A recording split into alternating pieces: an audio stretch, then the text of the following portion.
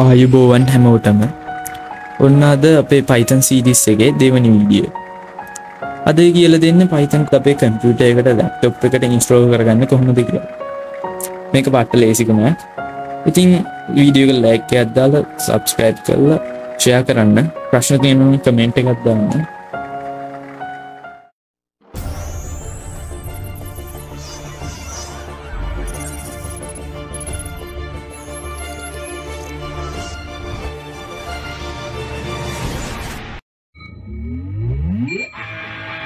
Welcome home, sir. You need to pay attention to control the time today. With every passing hour, I will remind you one.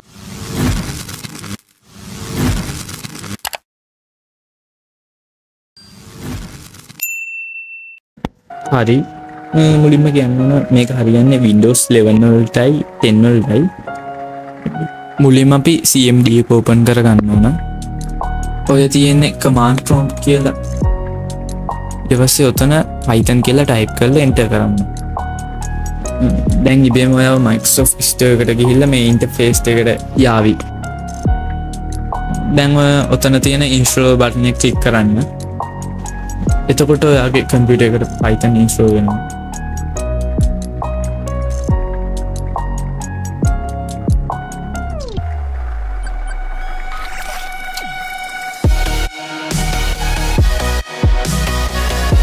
හරි Python install වෙලා ඉවරයි. දැන් අපි යමු ආයිමත් CMD එකට. ඊට පස්සේ ඔයා ආයිමත් Python කියලා type කරලා enter කරන්න.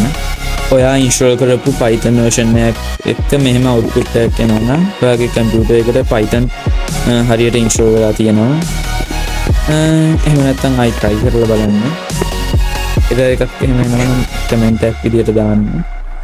දිගටම අපේ series එකත් එක්ක රැඳෙන්න. ආයි මතක් කරනවා like එකක් දාන්න, subscribe කරලා share කරන්න. වීඩියෝ එක හොඳයි නම් comment එකක් දාන්න. එහෙනම් අපි ඊළඟ වීඩියෝ එකෙන් හම්බෙමු.